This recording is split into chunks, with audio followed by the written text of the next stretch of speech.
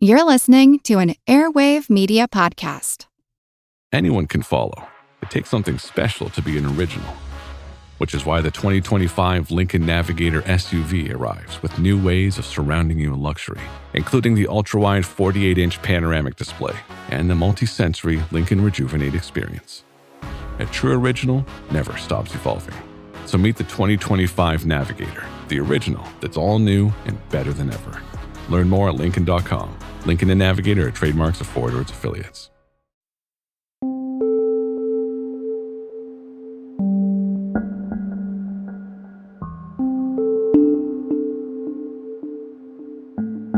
In April of 1626, the philosopher-statesman Sir Francis Bacon, who for a time was popularly but falsely proposed to have been the true author of Shakespeare, which you can hear all about in my series on the topic, was riding in a carriage with a physician named Dr. Winterbourne through the North London village of Highgate.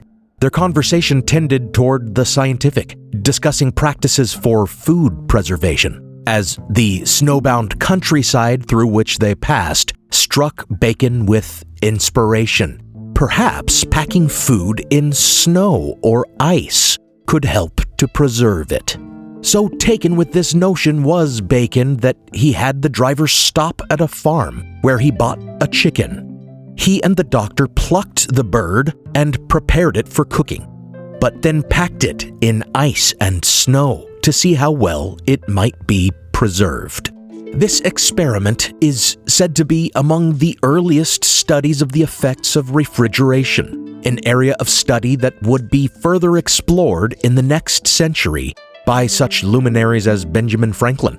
Bacon himself, however, died of pneumonia a few days later, leading some to suggest that he actually caught his death of cold out there in the snow, preparing the chicken that day. There are several reasons to doubt this story, though. First, it seems to derive entirely from one source, Brief Lives by John Aubrey, written some 50 years or so after the fact, cited as a second-hand story told to him by Thomas Hobbes, the English philosopher. Second, we know, of course, that exposure to cold weather does not actually cause pneumonia. But if Aubrey did not know that, then it's no strike against the veracity of his story. What is a strike against his tale is the fact that there is no record of snow in London during March and April of 1626, which appears to prove the story a myth. Another dubious element of the story is that Bacon and Winterbourne would even have debated the preserving quality of the cold. Many cultures in many countries around the world knew the preserving power of freezing food. Even as far back as Greek and Roman times, ice and snow was brought down from the mountains to freeze or to chill food and drink. And many a culture buried their food beneath the permafrost or kept it in cold stores, exposed to cold temperatures in order to preserve it. While it may be true that drying and salting food was more common because it was more reliable, it seems absurd to suggest that no one until the 17th century had remarked on the simple fact that, for example, frozen remains tended to be better preserved. So whatever angle we look at this story from, it appears to be a doubtful myth. And the most outrageous aspect of this story is that it birthed a long-standing urban legend. Nearly 300 years after Bacon supposedly conducted his experiment, people began claiming that they heard not only the sounds of phantom horses and carriages, but also the squawking of a ghostly chicken near the very pond where Bacon and Winterbourne supposedly conducted their foul experiment. And it was not just a sound which might be attributed to some actual chicken in hiding nearby. In 1943, an airman passing through the spot said he actually saw the plucked chicken shivering and running in circles before vanishing. And a resident of the area confirmed she had seen this spectral chicken many times. In the 60s, a motorist whose car had broken down reported seeing the same thing, a plucked chicken running in a circle squawking and disappearing.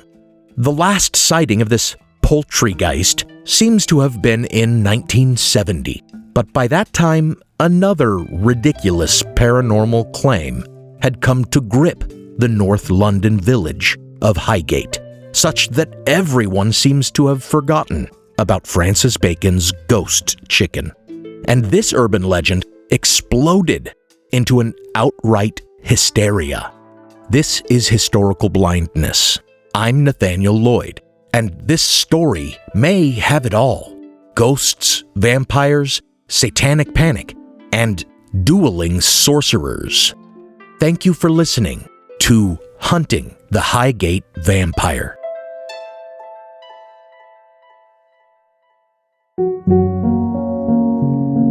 Before we continue the episode, I want to thank my newest patron, Walter E. Miller. Thanks so much for your support.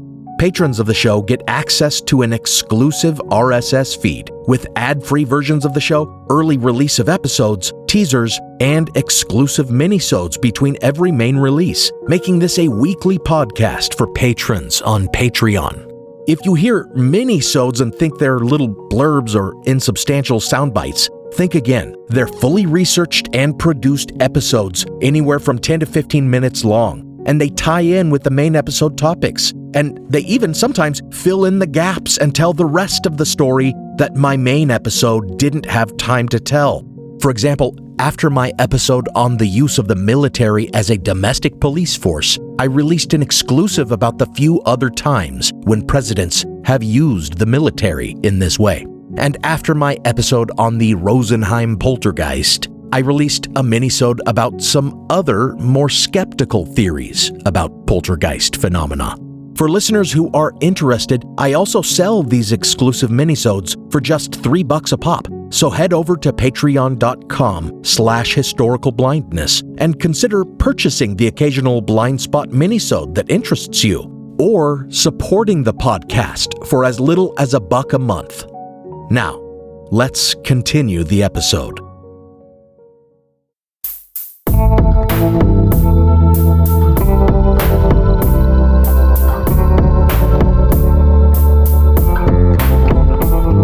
Welcome to Historical Blindness.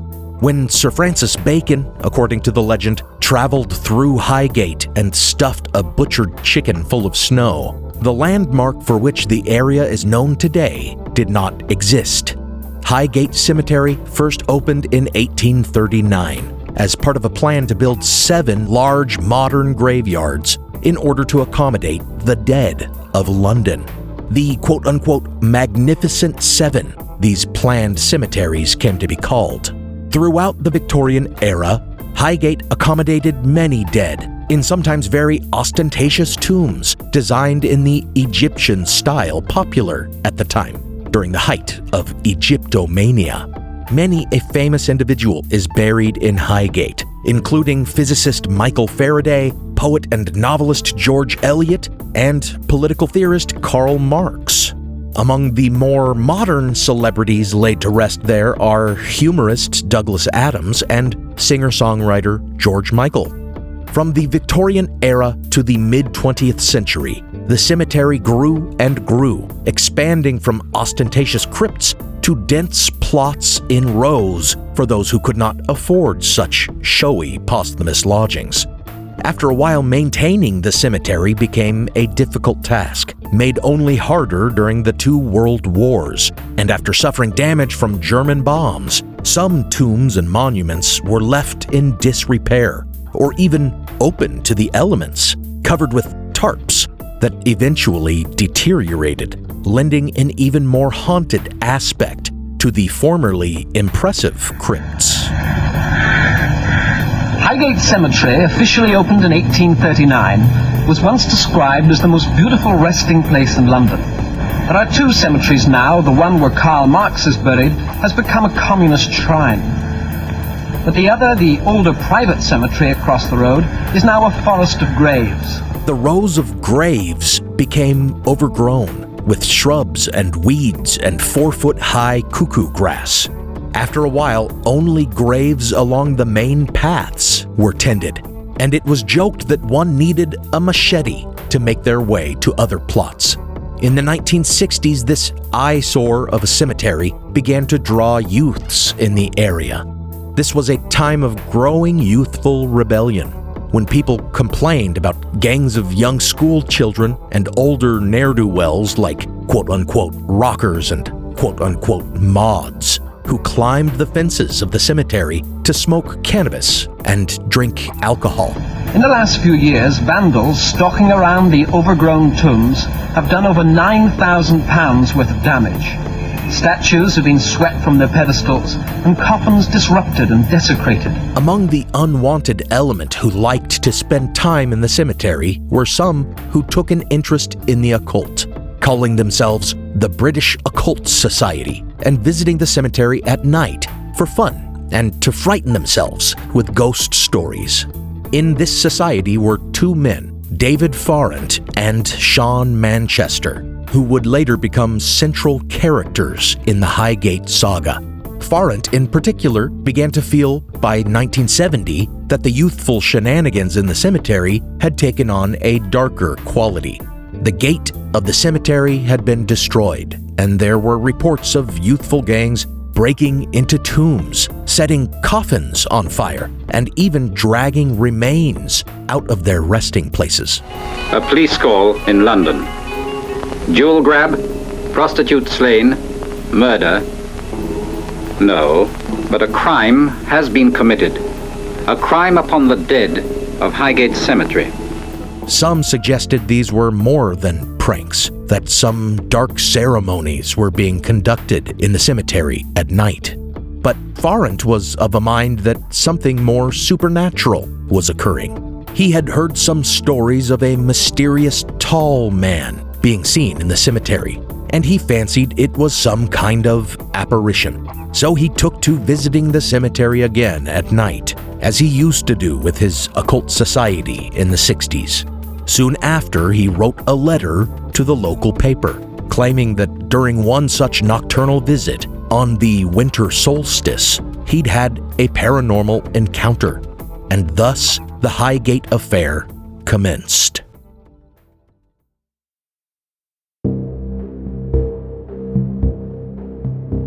In his letter to the Hampstead and Highgate Express, David Farrant claimed to have seen the strange, tall man that others had reported. But he further claimed that this was no man at all, but something more than 7 feet tall, and that its eyes were not human. When he locked eyes with it, he claimed to be paralyzed or hypnotized, as if he was, quote, under psychic attack, end quote. And when he managed to wrench his eyes away, the figure vanished. He ended his letter with a lie and a solicitation. He said he had, quote, no knowledge in this field, end quote, which would seem to be contradicted by his membership in an occult society, and he asked others to write into the paper with any similar stories. Sure enough, the newspaper was afterward inundated.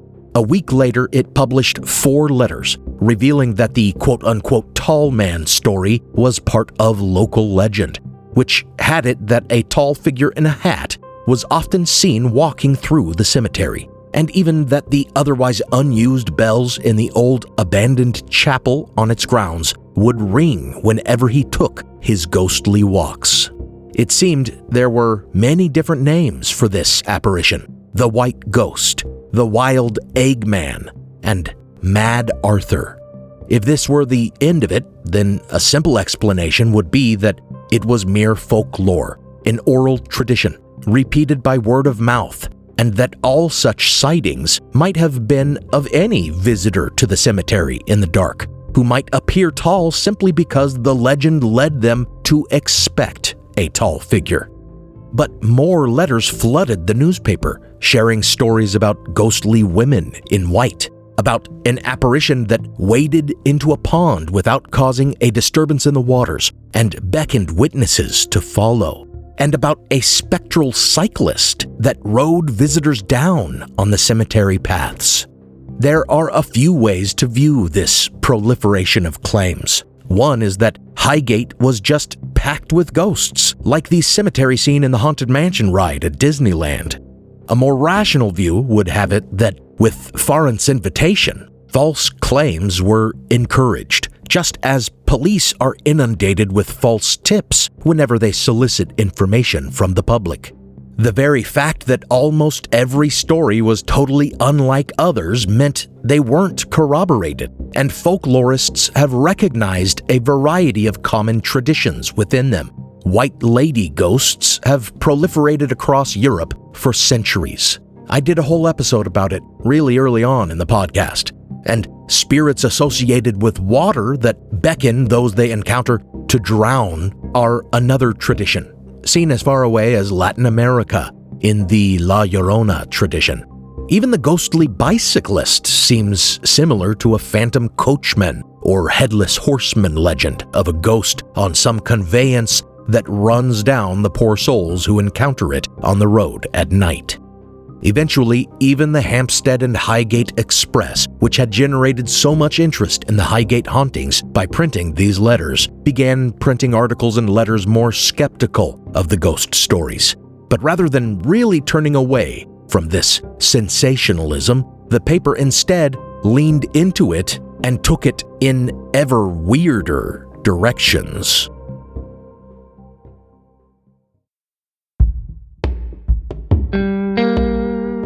As the ghost rumors came to dominate press coverage of the Highgate Cemetery goings-on, one more skeptical explanation of the nightly activity in the graveyard and the shadowy figures seen skulking about was that some mysterious group was conducting occult ceremonies within. It may be that these rumors sprang from the very activity of the British Occult Society themselves, who admitted to having hung out after dark in the cemetery during the 60s, hoping to find some spooky fun or to experience some paranormal encounter. And the escalation of vandalism in the cemetery as the 70s approached, which, even if it was attributable to irreverent youths, could validly be described as the desecration of graves, certainly contributed to rumors of satanic ceremonies. The idea of a satanic panic in the 1970s in Britain strikes some as anachronism, since the publication of the hoax book Michelle Remembers in 1980 is largely thought to have kicked off the panic and the ensuing satanic ritual abuse, or SRA hysteria, that came with it in America, not reaching Britain until supposed SRA quote-unquote experts came across the Atlantic to consult with British police about the supposed dangers of satanic cults. In truth, though, fear of devil worship and black magic has a very long history in Europe, stretching back to the 15th century and the first systematic witch purges.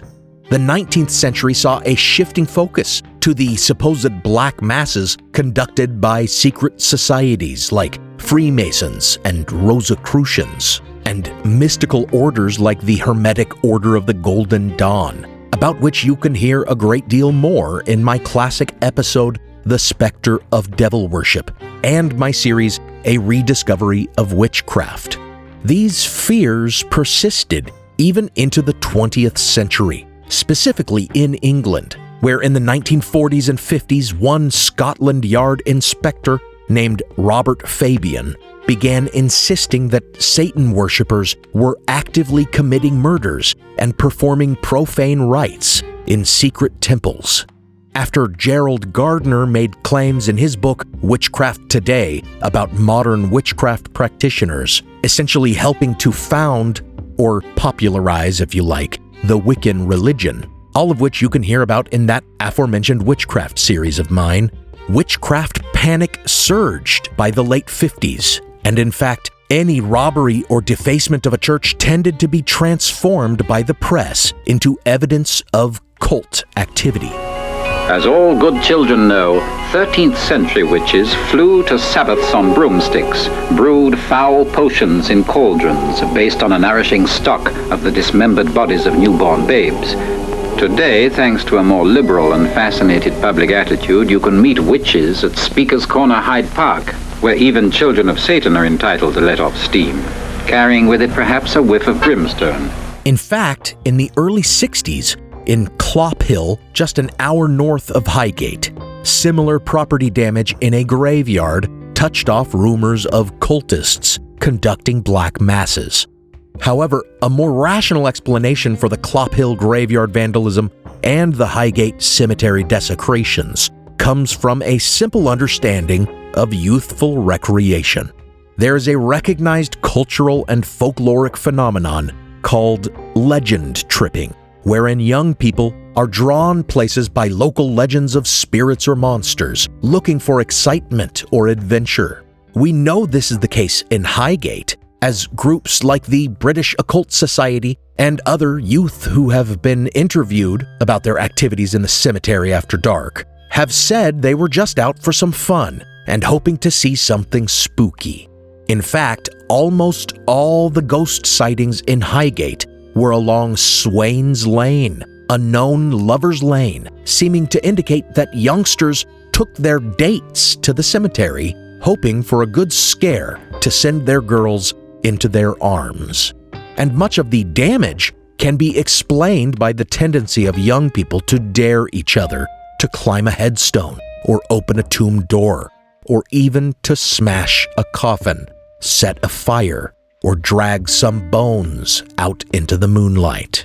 Even the supposed signs of ceremonies, like candle stubs, can be adequately explained by the fact that rumors of occult ceremonies in turn encourage youth to attempt such rituals, all in good fun and with nothing truly sinister behind it. Soon, however, these otherwise tame rumors of cultists holding black masses in Highgate were characterized as truly sinister, which encouraged more such legend tripping until the situation spiraled out of control. Now for a brief intermission.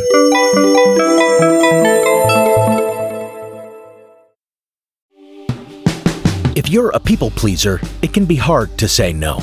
But if you want to say no, and you're being asked to say no, then it pleases everyone to say no. If you're still overpaying for wireless, then it's time to say yes to saying no.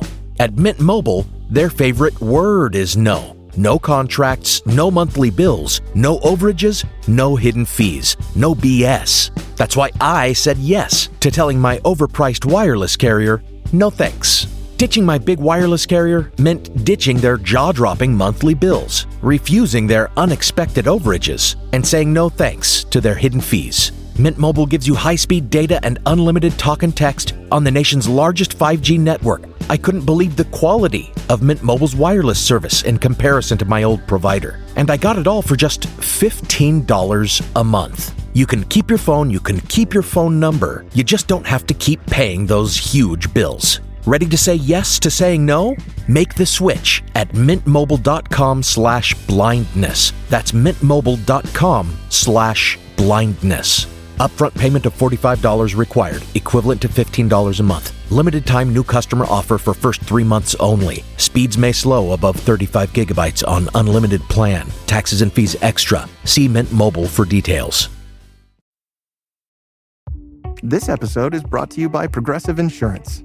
Do you ever find yourself playing the budgeting game? Well, with the Name Your Price tool from Progressive, you can find options that fit your budget and potentially lower your bills. Try it at Progressive.com. Progressive Casualty Insurance Company and Affiliates. Price and coverage match limited by state law. Not available in all states.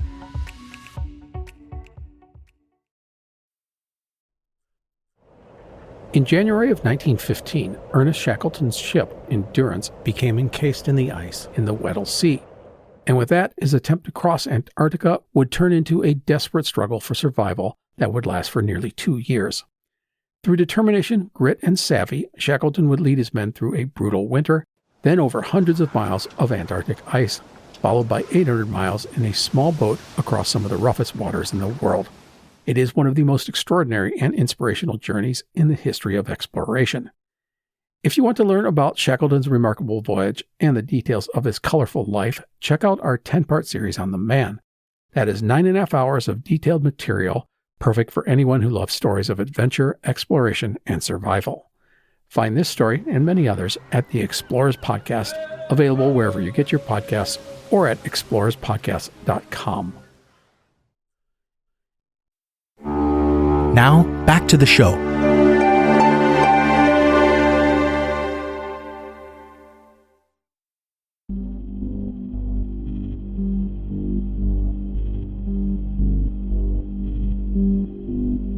After the flurry of rumors about ghosts spurred by David Farrant's report died down, another member of the British Occult Society, Sean Manchester, wrote his own letter to the Hampstead and Highgate Express.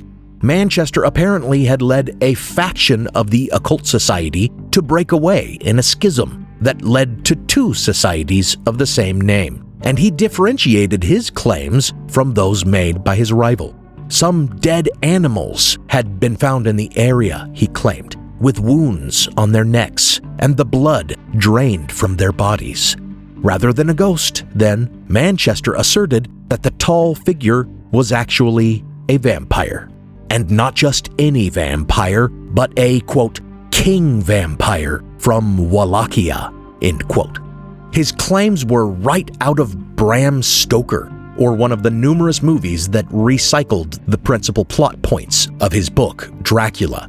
This king vampire had been brought by his thralls in a coffin to the shores of England, where he was installed in a mansion or castle during the 18th century. And Manchester combined the satanic panic element of the Highgate hysteria by claiming that a group of cultists was indeed conducting occult ceremonies in the cemetery, but that their purpose was to resurrect this vampire.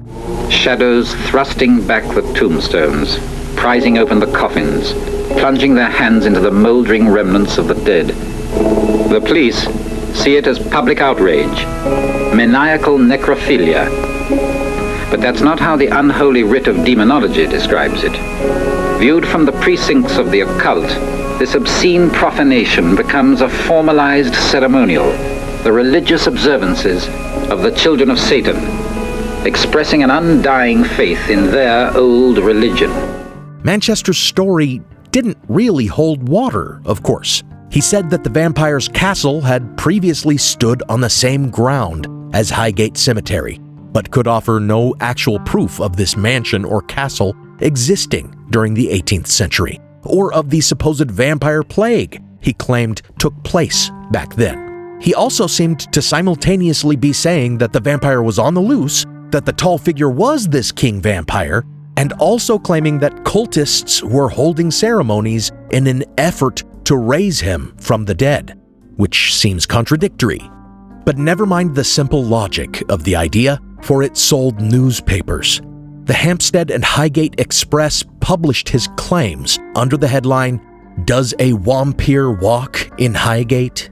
and afterwards solicited David Farrant's opinion on his rival's claim. Farrant, for his part, did not encourage the belief that the ghost he'd seen was actually a vampire, but would not outright deny it.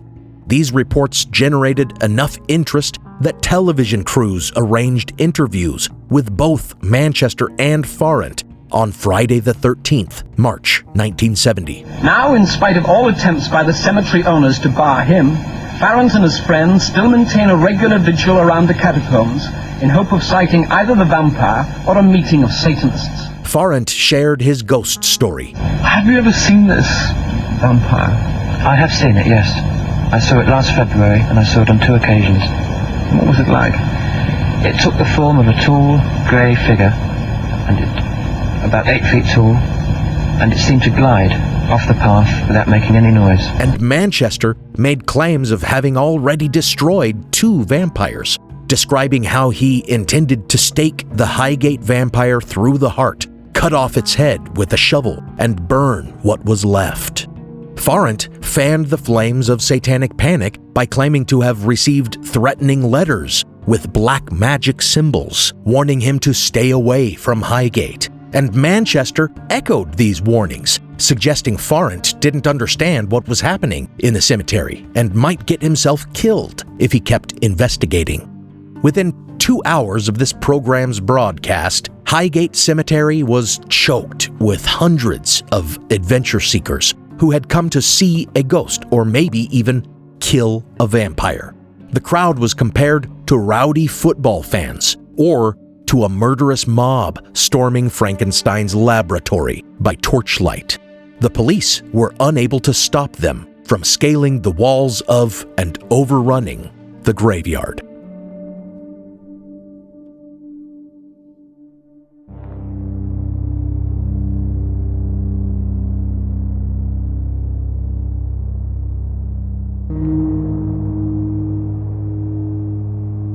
These vampire hunting mobs died down over the coming weeks, though not without inflicting further damage on the cemetery property.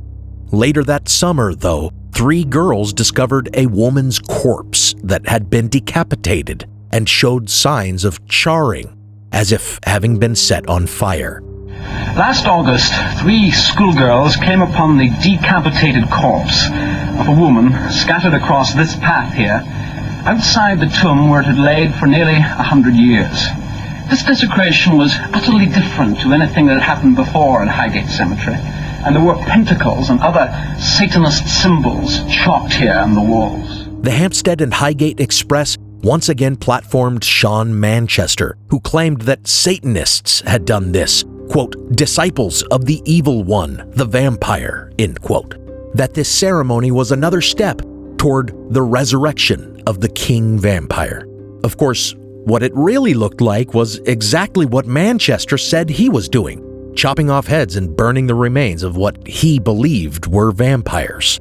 And he had spoken on television about this vampire destruction ceremony, so that any adventure tripper might have entered the cemetery and, perhaps on a dare, desecrated a corpse in this way, on a lark, or genuinely believing they were dispatching a vampire.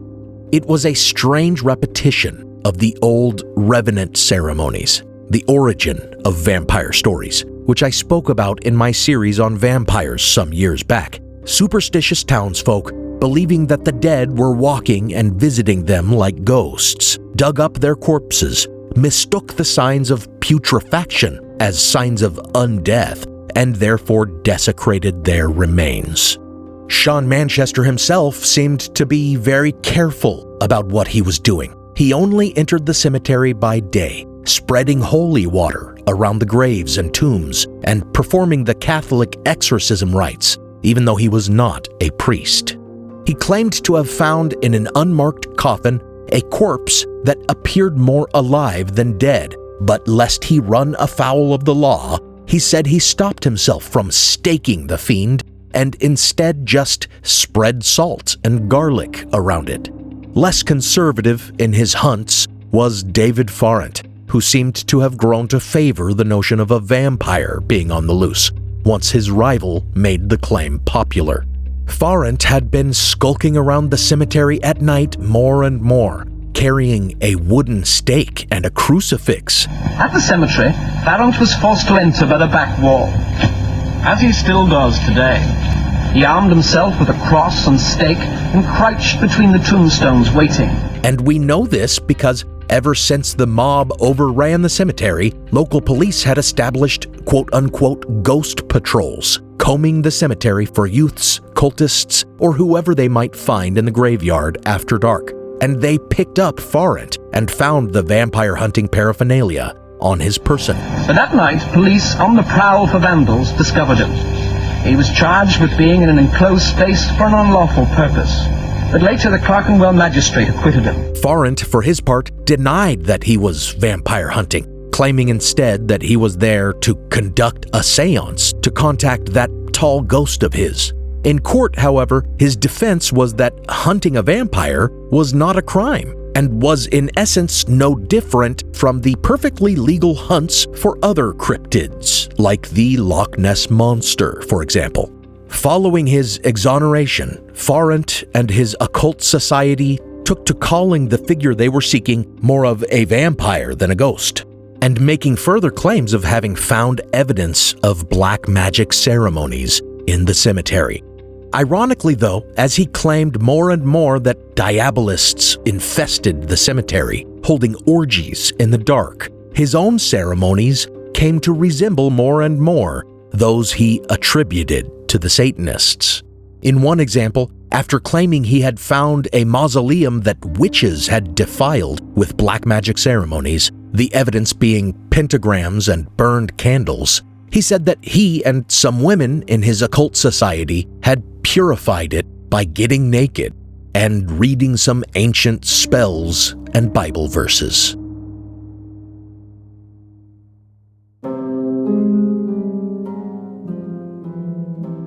So it continued. The only occult activities confirmed to have taken place in the cemetery were those conducted by Farrant and Manchester's respective occult societies, who both claimed to be fighting occultists. Down this part here, there's two tombs broken into. One on the left-hand side here, the doors were broken open. The coffin was half pulled over and a big iron stake stuck through into the coffin. The stake impaled the mummified heart. Other outrages were to follow, even more bizarre, even more violent. Any other signs of occult ceremonies were likely just the work of kids on a dare, or those who had only taken an interest in occultism and the cemetery because of Farrant and Manchester's claims. The owners of Highgate Cemetery, United Cemeteries Limited, regard Mr. Manchester, his society, and freelance vampire hunters like Farrant as a thoroughgoing nuisance. The rituals, the publicity, the court case have attracted to Highgate all kinds of undesirables who disrupt the tranquility of the tomb. The ghost patrols conducted by the police continued to round up youths who had brought little more than some sandwiches and coffee into the cemetery, hoping to stay up all night and glimpse something weird. Crowds no longer troubled Highgate, except on Halloween, for a visit to the haunted graveyard became something of an annual tradition for many in London. Meanwhile, the rivalry between Farrant and Manchester intensified, with Manchester even making oblique threats against Farrant and challenging him to a, quote, magician's duel, end quote. Farrant eventually agreed early in 1973 to meet Manchester in mystical battle, with witnesses present. But Manchester then began pasting posters around the area advertising their duel, on which he called Farrant a quote-unquote black magic user, remarking on his use of naked virgins and blood sacrifices in his ceremonies, whereas he described himself on the posters as a quote-unquote white magic user. Farrant wisely chose not to show up for the duel, feeling Manchester had essentially invited a mob and poisoned the well against him, such that he might be lynched.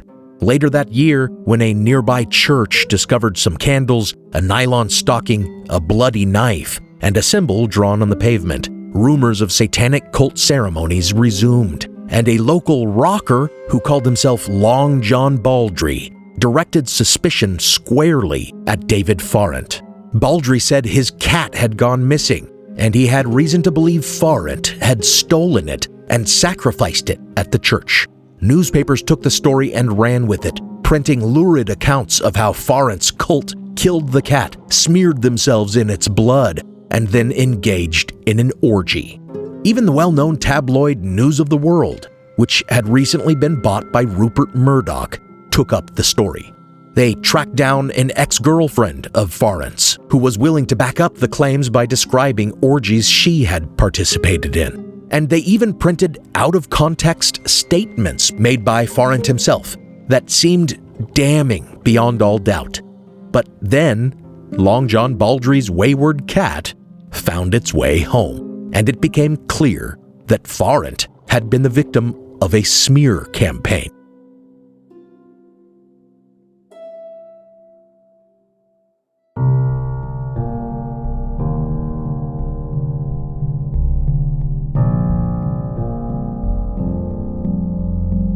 To revenge himself against his accusers, Farrant appealed to the law, successfully suing the News of the World.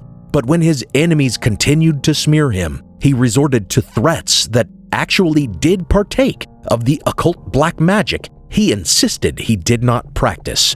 When individuals called for his prosecution for cruelty to animals, including one representative of the Royal Society for the Prevention of Cruelty to Animals, he mailed them little wooden coffins inside of which he had placed voodoo dolls with pins stuck into their heads. Long John Baldry came to believe that Farrant was directing magical curses his way, so he reached out to his far more famous rock musician friend, Graham Bond, who also fancied himself a magician. And Bond tried to counter whatever dark magic Farrant had supposedly directed at Baldry. A year later, when Bond fell, or perhaps jumped, in front of a train, Baldry was certain Farrant's curse was responsible. For his part, however, Farrant insisted his voodoo dolls weren't threats, or even a form of evil magic, but rather were only meant to redirect the negative energy of his harassers back at them. But when one of his occult society members was taken in by police and allegedly treated roughly, Farrant sent voodoo dolls to 2 detectives with a note saying, quote, "Your evil will be returned to you," end quote. And the police certainly took it as a threat. Thereafter, the police seemed determined to put Farrant away. They followed him and caught him in the act of an occult ceremony, sitting naked in an abandoned house with others of his society, in an attempt, as he explained it, to contact the ghosts that haunted the place. Police charged him with arson, a rap he beat. But early in 1974, it seemed the supposedly satanic activity around Highgate was escalating when a resident who lived near the cemetery found a headless, embalmed corpse had been placed leaning against their car during the night. So, with Farrant as their lead suspect, they raided his home, where they found photographs of his nude rituals, as well as photographs of occult symbols drawn on tomb walls and of graves and crypts that had been desecrated. They threw the book at him, charging him with destruction of property, grave robbing, and a variety of other crimes, like interfering with police investigations and threatening police officers. Farrant's defense, when it came to the photographs, was that they were pictures he had taken as evidence of desecrations some satanic cultists had committed. But the court leaned heavily on the nude photos as evidence of his unwholesome and illegal activities in the cemetery after dark, during a time when it was closed to all but the relatives of those interred within. They even had a so-called occult expert testify that Farrant had been trying to resurrect that headless corpse and send it to conduct some evil business. But he was eventually exonerated of these nonsense charges when the real grave robber came forward and confessed, explaining that he and some friends had taken some girls into the cemetery and fooled around with the corpses on a lark. He said they found some smashed open coffins.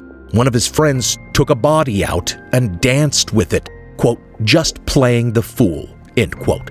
And he took the embalmed corpse, leaned it against a car, quote, "for a laugh," end quote, and then took its head home to display on his mantle until it, quote, "began to smell," end quote. It was a perfect example of the reality of what was happening, that some wannabe vampire hunters were likely smashing open coffins in the cemetery at night, driven by panic that Farrant and Manchester had stirred up, and then other young idiots showing off were actually desecrating corpses in disgusting ways, but hardly as part of serious occult ceremonies. In all their years, no gravedigger here has ever seen a winged creature, a ghost, or a black magic circle. But so long as bodies are violated and pentacles chopped on walls, the cauldron of the occult will continue to bubble. Mr. Manchester and his associates count among the last surviving relics of an age when every flutter in the dark was reported to be a vampire.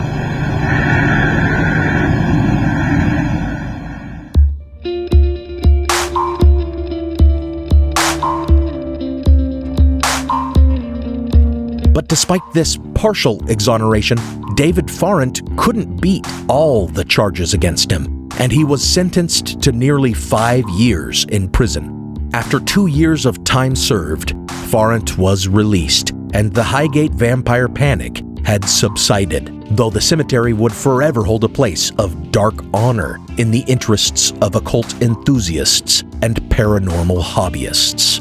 Even now, you can search podcast platforms and YouTube and find tons of content treating the incidents as a genuine paranormal flap. In 1978, Farrant ran for office on the ticket of a political party of his own making, the Wicca Workers' Party, campaigning for legal public nudity and state-sanctioned brothels. His political career was over really before it began. Meanwhile, Sean Manchester sought more legitimacy as a priest and was ordained in the, quote, old Catholic Church, end quote, a smaller and less formal group in doctrinal schism with the Catholic Church proper. He made something of a career for himself by booking television appearances as an expert on Satanism and other occult matters, a topic much in demand as the full-blown satanic panic took hold of both Britain and the United States.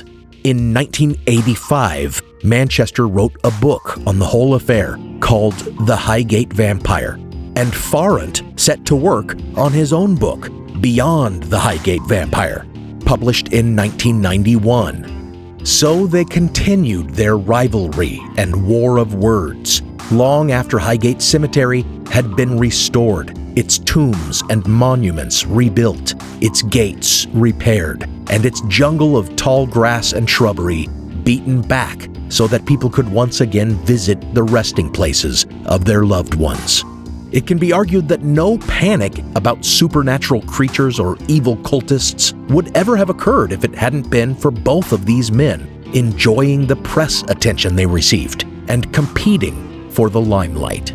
In 2013, Manchester retired from public life, but an online group of his admirers, the Friends of Sean Manchester Society, continues to speak ill of David Farrant even after he passed away in 2019, and to harass any who dare suggest Manchester was anything other than a real-life, modern-day Abraham Van Helsing. In fact, I wouldn't be surprised if they gang up to badmouth this portrayal of the affair, though I've taken it almost entirely from a 1993 scholarly article on the incidents in the journal Folklore by Bill Ellis, by far the most deeply researched account of the whole flap. If we were to take anything away from this absolutely bonkers story, I would suggest it is that, as we saw with the research of some parapsychologists, those who claim, without genuine evidence, that some supernatural or paranormal phenomenon is real, often end up manufacturing the proof they lack, or inspiring others to manufacture it. It becomes a self-fulfilling prophecy. Ask for ghost stories, and ghost stories will appear. Tell the world that Satanists are conducting ceremonies, and ceremonies will start being conducted. Put out the call for vampire hunters, and suddenly every nut is carrying a wooden stake and a crucifix.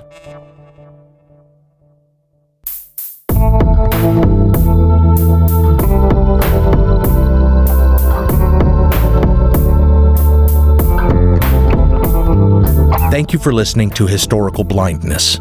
As always, special thanks go out to my partner patrons, Diane Lane, Robert Fisher, Joe Escott, Devlin Hoff, Lisa, Prickly Pear, Fred R. Grotice, Robin Naggett, Maddie Kinney, Rebecca, Don Mundus, Eunice Allen Bradley, Juliet O'Connor, Jonathan Williams, Joshua Luddington, Christine LeBlanc, Lonnie C., Kaylee, Ama, Christopher L. Burton, Benny Slater, That One Girl, Chris, Jocelyn Clausen, Lindsay McAllister, an anonymous patron, Brian, CPJ MLT LTD, Jamie Nielsen, Wizard in a Tower, Martin Robistow, and Josh Haberman. Thanks to you patrons who have expressed appreciation of me taking a little break from my relentless political content. I'm unsure right now what I'll be doing next. Let me know in the comments on Patreon what you'd like. Right now, I'm thinking of talking more about moral panics, and that will definitely tie in to current politics. This podcast is part of the Airwave Media Podcast Network. Visit airwavemedia.com to listen and subscribe to their other fine shows, like The Constant and Who Did What Now. Some music on this episode was licensed through a Blue Dot Sessions blanket license at the time of the episode's publication. Additional music is by Kai Engel, licensed under a Creative Commons Attribution license. Check out the show notes for a list of the tracks used. You can support the show by pledging on Patreon or by making a one-time donation on PayPal. Find those links in the show notes, or find me on Venmo at Historical Blindness. Until next time, remember, the loudest voices with the most outrageous things to say are often those most amplified in media, drowning out wise and rational rebuttals.